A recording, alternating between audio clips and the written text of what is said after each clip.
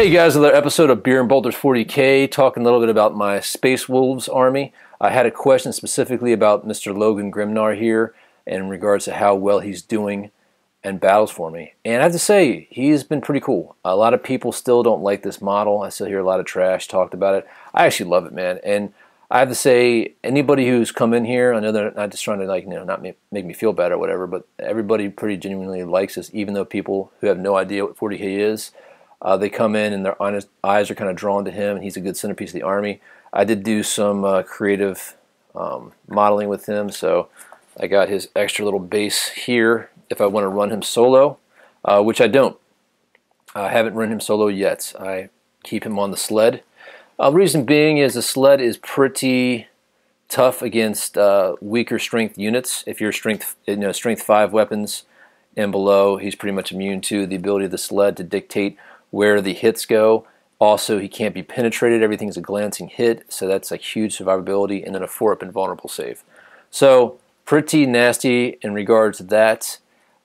Just the last time I played him, we played a huge, I think a 20,000 point game with some Tyranids, and he busted through a wall into a Hive Tyrant's face, and just his Hammer Wrath hits, I got like 6 Hammer Wrath hits, because you get D6, I lucked out on that, and then of course you get the rending 4 attacks from the Wolves. Just those hits actually killed the Hive Tyrant before Logan got to swing his mighty axe of AP3 or AP2 awesomeness. So he is a little point heavy though. I think he does make a good centerpiece of the army, good theme of the army. If you're doing a lot of wolves, you want a really wolvy army. I mean, Space Wolves, I feel, are the furthest way you can get from normal Space Marines without being chaos. That's what I kind of like about them. A little bit of column A, a little bit of column B. And I just like Vikings. Who doesn't like Vikings? I think he's a handsome piece. And if that's your cup of tea, then don't buy him.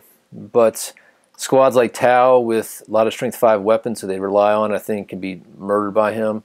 Some of the poison weapons and the rending, a lot of rending stuff can take him down. He has taken a lot of wounds and hull points, but he has yet to totally be removed to play in games that I've played. I've been pretty lucky. Now, you do have to worry about some things like stomp attacks and stuff like that. It'll just remove him from play because the Internal Warrior is not going to help out on that one. But I think he's a winner. I think he's a winner for the overall game. And again, I love the way he modeled for me. And like I said before, is a good centerpiece of my army. So he's definitely a winner. Let's move Mr. Grimnar in the back here and talk about a loser. And that will probably have to be the Grey Hunters.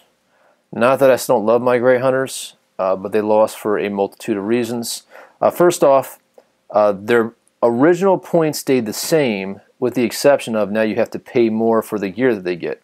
So everybody used to come with a bolt pistol, chain sword, and a bolt gun, all for 14 points. Now they're 14 points, but if you want that chain sword, you have to add you have to add a single point.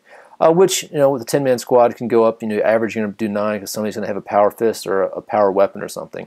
So that went away. Also, there's special weapons, where before you paid, you got a flamer for free, a melta gun for 5 points, and a plasma gun for 10 points. Now you're paying 5, 10, 15. So 2 plasma guns, which would have cost you 10 points, now are going to cost you 30 points, which is a huge difference. Other thing, too, is the banner. The banner is now 25 points, where it used to be 10 points. And before the totem, I should say, you used to reroll your ones for, you called using that, reroll your ones until your next movement phase. And it was just an awesome item. I mean, just basically giving you preferred enemy, giving you a reroll of, those plasma shots if you rolled ones, so you have to worry about those wounds. It just was a huge boon to this force. And I think at a time, Grey Hunters were probably the best troop in the game. I think, bar none. And I don't think many people would argue that point. The other thing that was awesome, and I have my modified here, these are some classic Gene Stealer hands on there, is your Wolfen. Or your guy with the Mark of the Wolfen. 15 points, D6 plus 1 attacks, rending, and I always had really good luck with them. Like my Wolfen kind of became the bane of some of my friends in hand-to-hand combat. Just the ability to knock out so many attacks. You're talking about 30 attacks base. If you have your Mark of the Wolfen, having D6 extra with rending, and then of course you have a power fist or whatever the power weapon, and that's not counting if you threw a Wolf Guard in here. If you're a foot slogging, you can have 11 guys in that squad. Throw a Wolf Guard in here with Lightning Claws or a Storm Shield and Thunder Hammer, and it just could be a nasty, nasty troop. selection. So the point increase, where I think is fair, it actually matches with where the game is going right now, so I'm not complaining it on that level. It does make them a loser versus their 5th edition counterparts, so that just needs to be brought up.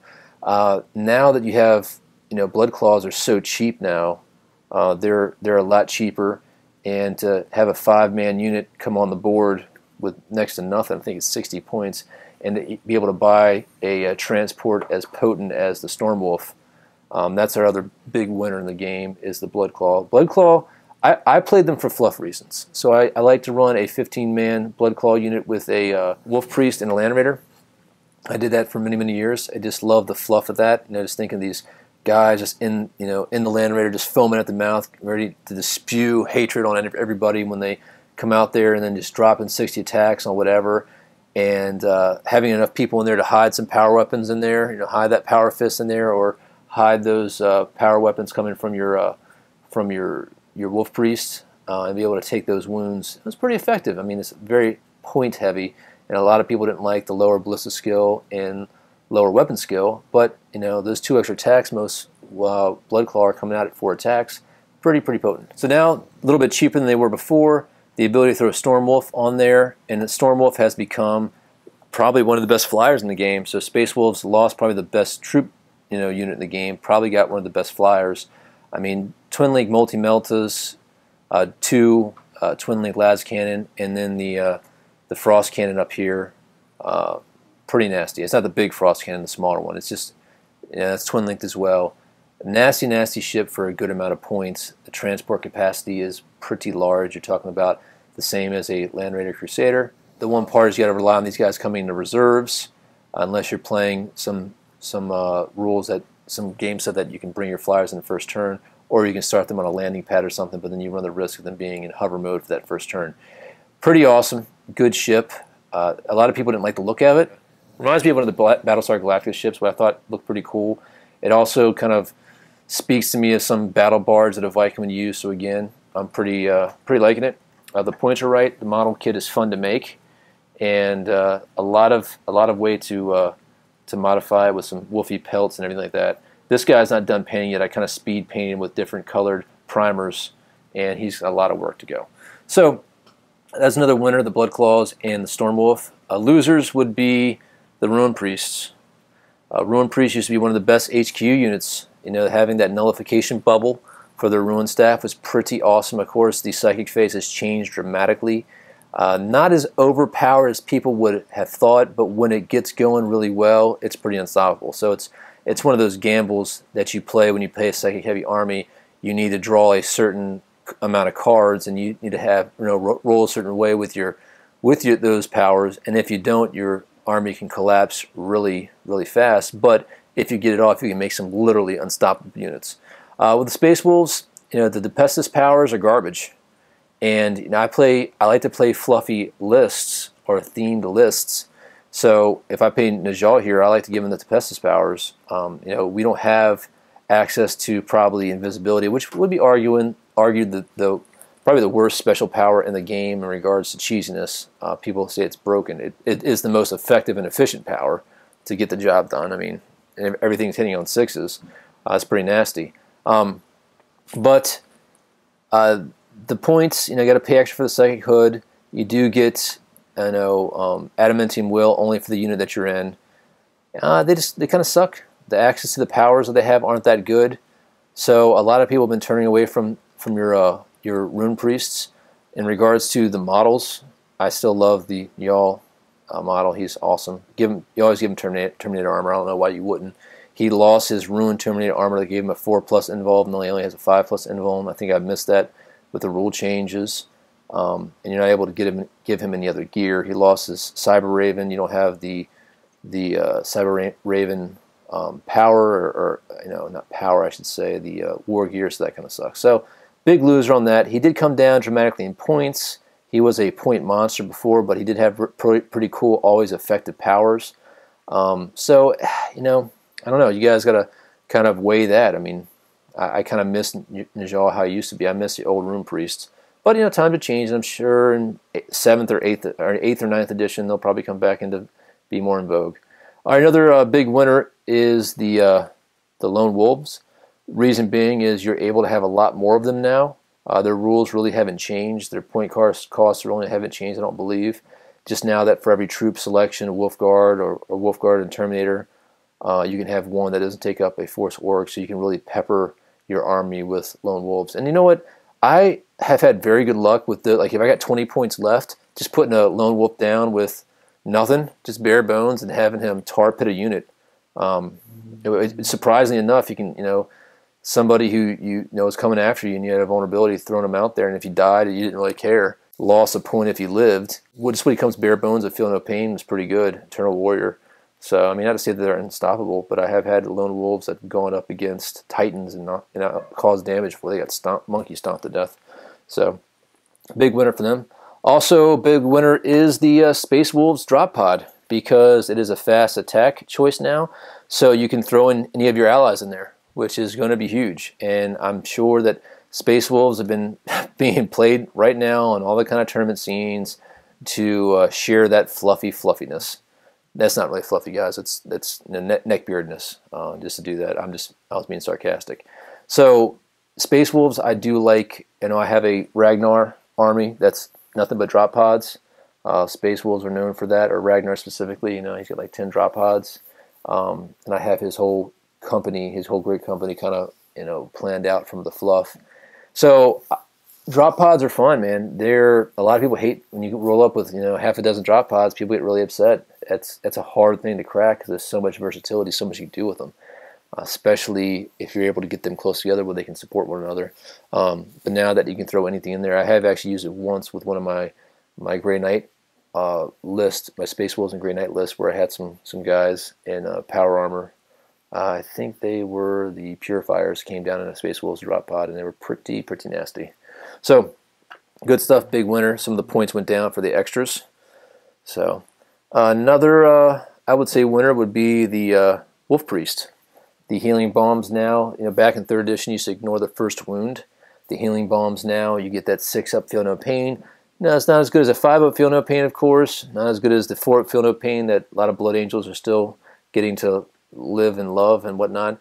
But throwing that in there adds a extra level of survivability to your models. I like to throw them in with a Blood Claw unit. Also, I like to throw them in with some other of my special units just to give them that little bit. The preferred enemy is pretty cool too. It's just a general preferred enemy, so it's not like you had to claim it like it was before. You just get reroll your ones. So very cool for the points. Very nice. So last but not least, in just the model, I think Herald Deathwolf is a new-ish type character. I mean, his fluff has been around for a while. This model came out with him in mind. Now it's officially Herald. Even though I really do like the look of him, the model itself. I didn't think I liked the troll skin cape thing. I thought it was kind of goofy, but I really enjoyed painting it, and I really love the contrast. It's very visually interesting for the model. But the Pyro thing is, whatever. I haven't had many pyromancy spells or flammers pushed against him yet. It will be fun to see somebody spend a bunch of points on a Forge World thing with the flamer, like the giant super flamer that Harold just going to walk right through. That would be pretty awesome. I don't think he has melted bombs yet, though, so he probably can't do anything to that apparatus. But whatever. Anyway, Furious Charge he gives to a squad, which is pretty beast. Canis Wolfborn, which a lot of people love to hate that guy. He did look goofy. I always called him Fluffy McFlufferson. He gives basically reroll to hits for any cavalry or wolves. So that makes him pretty nasty, especially if you throw him and the old Herald in a squad full of wolves. You're talking about strength 5, rerolls to hits, and Fenrising wolves are pretty badass, man. I've enjoyed them. They're a fast tar pit unit that are basically like juiced up Marines without shooty, so they can be pretty nasty. I miss the old Wolfkin rule, which they got a faster initiative and higher leadership, but they're going to be fearless with this guy. So maybe not fearless. I think he is stubborn. So using his leadership.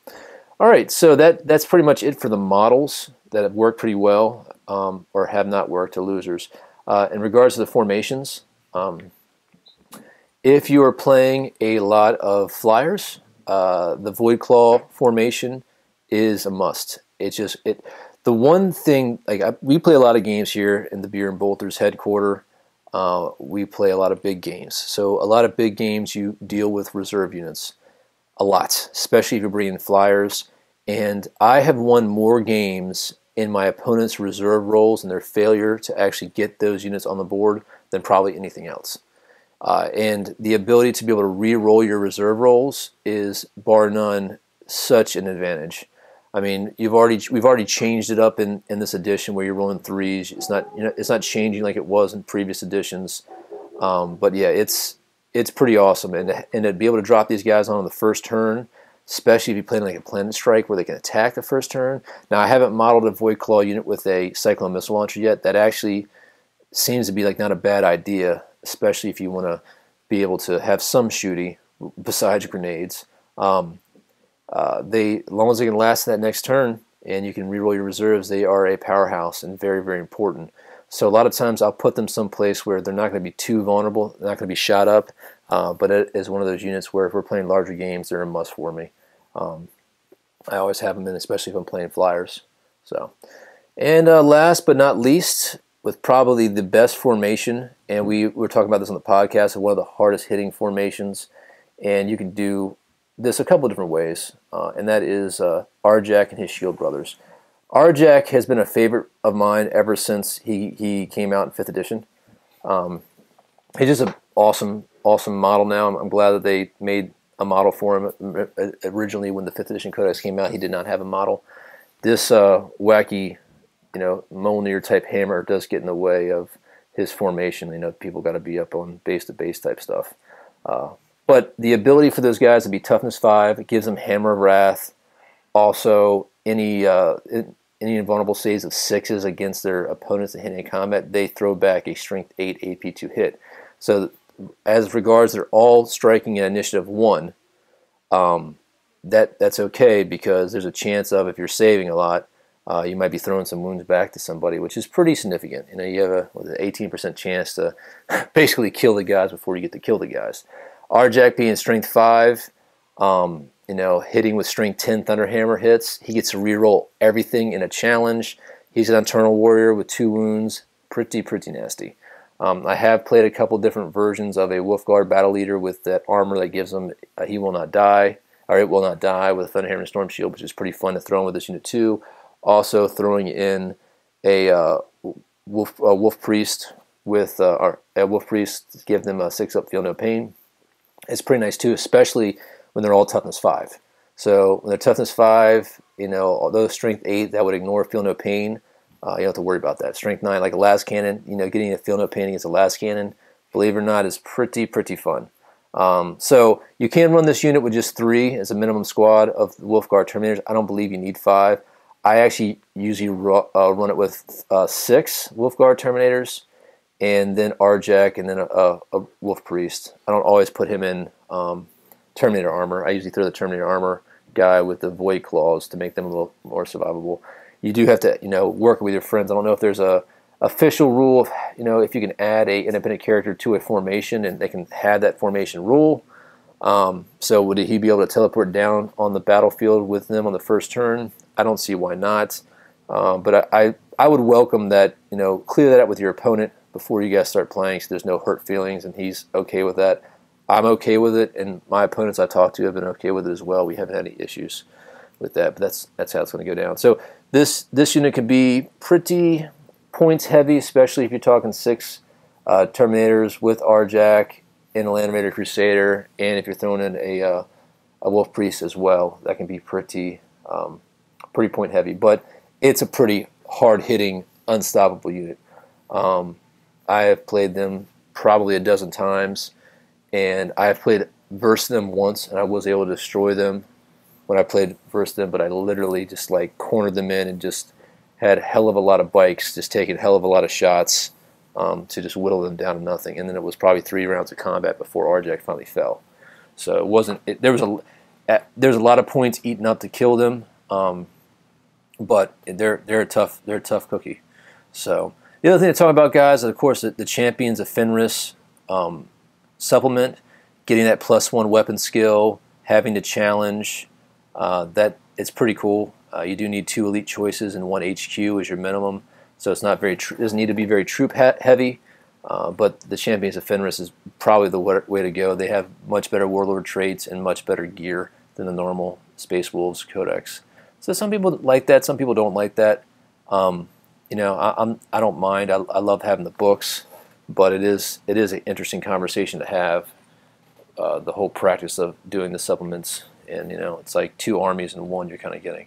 So guys, that's pretty much. Of course, you know, some of this is the change. This is just my experiences with probably the 24 games I've played since the new books have come out, and as I slowly, you know, work my list of different things. One thing that I am able to do, the style that I play, because I am a collector, I'm a, you know, an army builder. I like to make a complete army based on the fluff, so I can really pick and choose what I want to play with. I never stick to one 1850 list. If we say, hey, how many points do we want to do? 2,000, 2,500, 1,800, 1,200.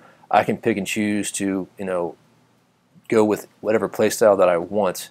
I'm not locked into one game. I might play one game with all Thunder Wolves and Fenrisian Wolves. I might play a game with all tanks. I might play a Grey Hunter drop pod army with Ragnar. I might play an Alternator army.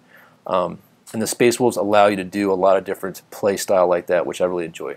So guys, that's pretty much it. This is actually the 3rd time I recorded this video, and I just want to let you guys know that this video is brought to you by, appropriate, Canine Winter Ale by Flying Dog breweries here in Frederick, Maryland. So great winter ale, 7.4% alcohol by volume. Remember guys, drink responsibly.